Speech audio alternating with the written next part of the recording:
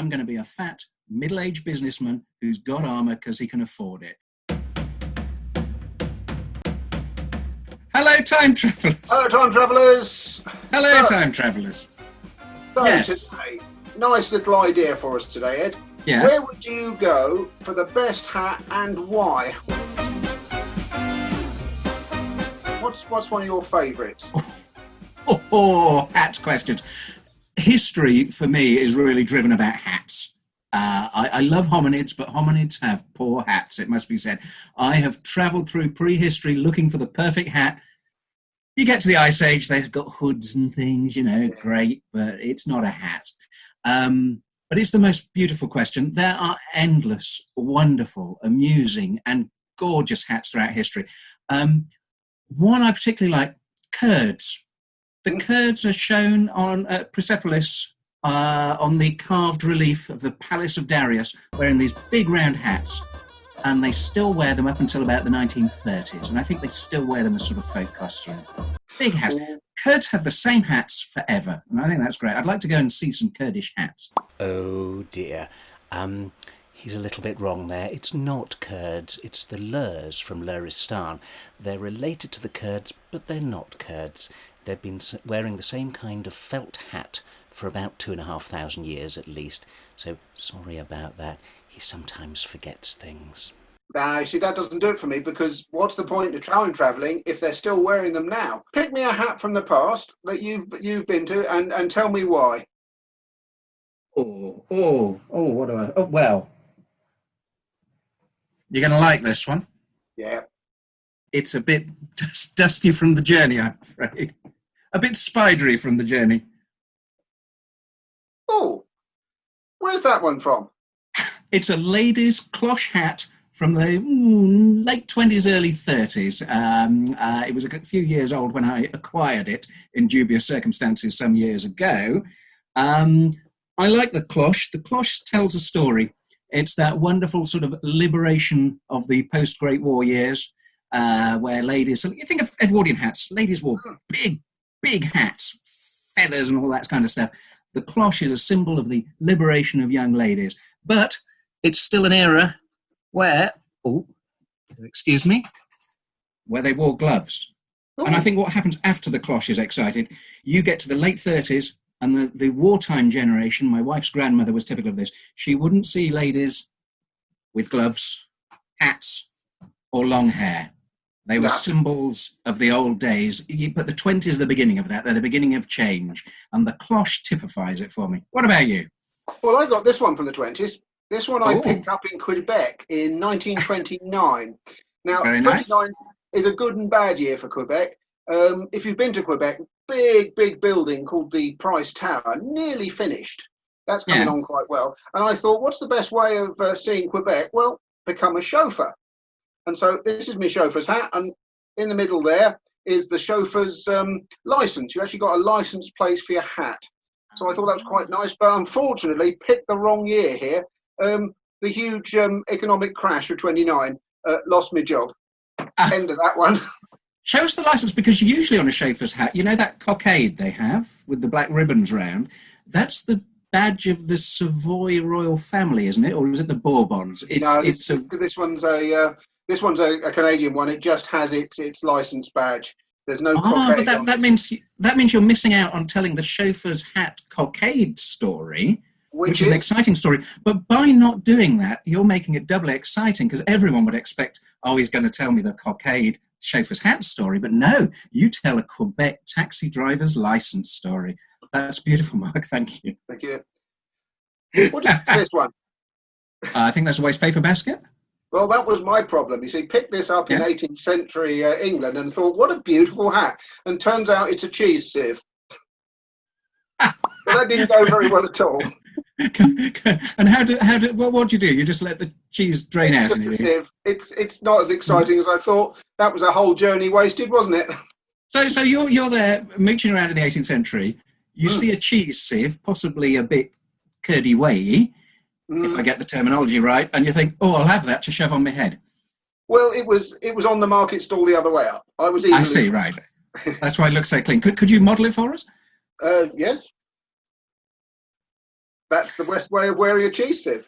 But of course, what we get from the 18th century, once I'd corrected my mistakes, is every boy's dream: Oh. the tricorn hat.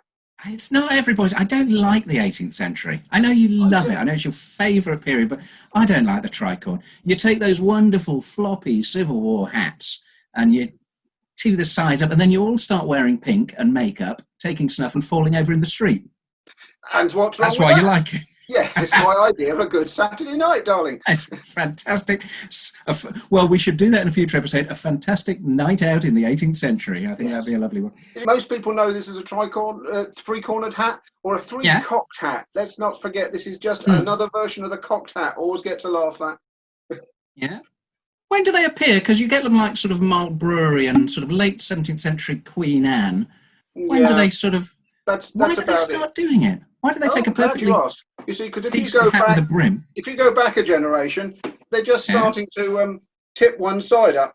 There we are. So it's just being sort of tipped on one side. One cocked hat, then a two cocked hat, and then eventually three. So it takes from somewhere around the late 17th century to get to that gentleman's perfection of the pirate hat. What would you go for? The round hat with the brim is still the sort of hat of the common man, though, isn't it? It's, But this one I like. This is my favourite hat. I wear this a lot in all periods. I've been known to walk through the streets of ancient Rome in this one. Even though it's not at all appropriate. Here we are. That's a hat. It's a hat for summer, not spring, though. This is a wonderful hat. This is from Laredo, Texas, the cowboy capital of Texas. And I bought it in the 1880s, and I go to Laredo quite frequently now, and I can wander around in this, and nobody bats an eyelid. Except for the time some friends of mine pinned a plastic sheriff's star onto my waistcoat, and I didn't notice before travelling, which nearly caused a problem. Partly because it wasn't the shinier sheriff's star. But anyway, my beautiful... Is that a straw hat? I can't quite see. It's straw, it's a... woven straw. Yeah, it's woven straw. It's quite thick, so you can ride in it. And when you ride, it does this. So it's sort of Mexican, southern states of the US, and you know, you've got a good century and a half. You can, as you can tell, I like hats that are multi-purpose, multi-period. I can quite happily mooch around for 150 years in the American southeast, southwest with this on, and nobody seems to notice. Probably out of politeness. You're sure it's not a cheese sieve? It could be a cheese sieve. It wasn't sold. There weren't many cheese sieve shops in Laredo that I noticed, but there's a lot of cattle around there, so who knows? They might need to see cheese sieves. I don't know. Perhaps that could be a future thing we can investigate. How about that little fella? Oh, Shakotastic. Tell us about it. Shakotastic. This one, pick this up, not where people expect. Everyone sees one of these, thinks, yes, he was out on the Battle of Waterloo or something. No. That's the one. America, 1814, New Orleans. Very nice. Thought I'd gone for Mardi Gras. Turns out to be a war. It's one of those things that we always, and I think we should take this opportunity to stress, we always like to stress. Novice time travellers always, particularly men, first thing they do, I'm going to go and see a battle. If you've never seen a battle, don't do it. Nasty, dangerous things, smelly, upsetting, you will cry. They're not very nice. Avoid battles. And that's something that Mark and I really try to stress time and time again. Don't make your first trip to a battle. It's going to be upsetting. Yep.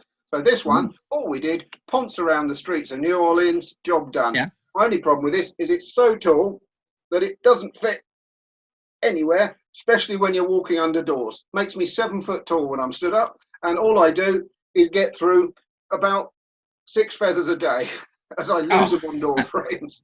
So now the badge on there, the rifle's badge, that's the hunting horn of St. Hubert, isn't it? Oh, it is, yes. Following the rules of St. Hubert, when he, when was he? Long time ago since we've seen St. Hubert.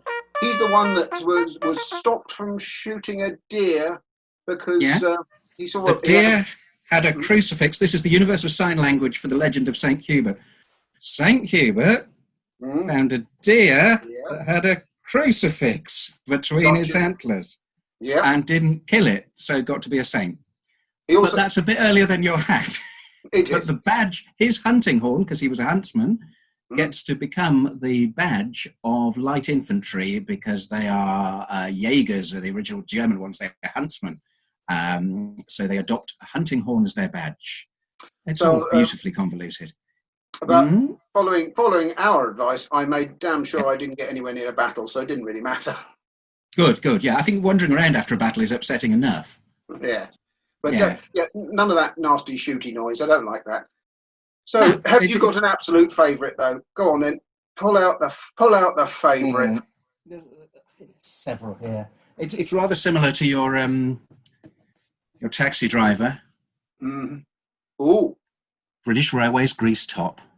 oh, Who could not love British Railways? Grease topped against the weather and dirt and grease from the engine. British Railways enamel badge, very nice. I acquired this. It's easy with time travel. You can go, I'm going to go to ancient Greece. I'm going to go and see what the pharaohs are doing. Absolutely brilliant. Have a whale of a time. We've all been there. But for me, this was 1953 Dagenham. I wanted to see some British Rail. I wanted some smoke. I wanted to smoke in smoky environments, and I got to see British Railways at its height. Fantastic. And acquired this. Of course, best of hats, half inch British and quickly made. disappear. Best of hats and British made. Yes, British made. But I'm not sure that was my favourite. I've got tempted by this. 1977 Tunisia. Thought that'd be a nice one, but yeah. but it's always the same. Sorry about this, but Oh, yeah. the salad. You've shown me up because I was looking around and I thought, you're exactly right. Forget all those battles. Let everything settle down. And I had to go for my strolling around London in the age of Elizabeth I. Nobody Very bothering nice. you. Starting a little business. Just enjoying. Tipping the hat to the ladies. No fuss. No one does anything to you. So for me, I'm afraid it's the little Elizabethan topper. It's the sign of stability. It's a good hat for spring. You could put feather in it if you really wanted, but they're going to laugh. So it's the way forward for me. So I think my advice to you is to get a hat that keeps you out of trouble. Whereas yours for me, is going to get you into it. It's not going to get me into trouble. It's 100 years earlier. War of the Roses, a sallet, sort of the height of medieval armour when it reaches that beautiful sort of fruition of technology. But I'm not going to wear it into a battle. I'm going to wear it in a civic parade in London with the guilds. I'm going to be a fat, middle-aged businessman who's got armour because he can afford it. And I'm going to pay someone else to fight because it's not my job to go around fighting. I'm too wheezy anyway. So that's why I've got this. It's not for fighting, it's for looking beautiful. Someone else can wear a cheap one and fight. And you look beautiful, darling. Thank you very much. Best of luck with your time travelling. Do send us pictures of hats that you acquire throughout the eras. We'd be very interested to see what you come up with. And we shall see you next time for more, hopefully non-hat related historical joy. Bye. Don't put yourself in danger unless you're stupid.